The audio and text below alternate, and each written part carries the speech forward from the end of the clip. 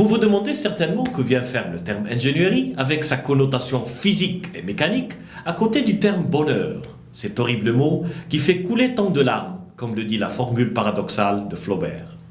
Vous avez parfaitement raison. Le bonheur, ce mot trop chargé de symboles, semble de moins en moins évident dans notre quotidien.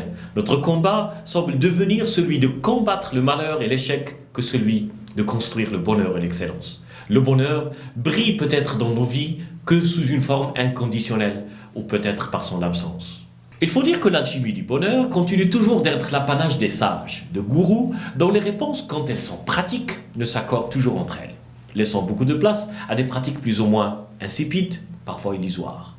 Mais tous nos gourous ne peuvent avoir raison ensemble, ni un seul, contre tous les autres, à ce que je crois. Mais une chose est sûre, le bonheur est pluriel, mais c'est à chacun de nous, singulièrement, de construire le sien. Et c'est dans cette perspective que nous concevons la présence de l'ingénieur du bonheur authentique.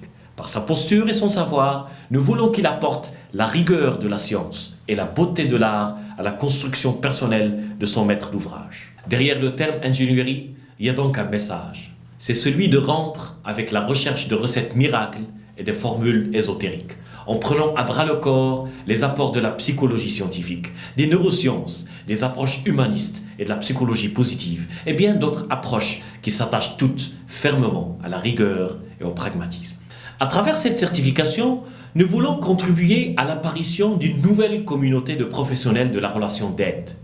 Non pas une communauté de rêveurs, mais une communauté d'acteurs qui s'engagent et qui agissent dans les paradoxes, dans les imperfections et l'ambiguïté de la vie de tous les jours. Non pas une communauté de sages ou de gourous, mais une communauté de gens ordinaires qui agissent dans la vie quotidienne, dans sa fragilité, avec ses joies et frustrations réelles au possible. Non pas une communauté qui s'enferme du monde, mais une communauté de personnes curieuses, humbles et éthiques, qui s'attachent à contribuer à rendre nos familles, nos entreprises, nos écoles et toutes nos institutions des lieux où chacun puisse atteindre sa réussite et son bonheur, tout en contribuant à la réussite et au bonheur des autres. Alors, si vous partagez cette vision, si vous portez ces valeurs et ces principes, votre présence au sein de la communauté des ingénieurs du bonheur authentique ne peut être pour nous que source d'honneur et de bonheur.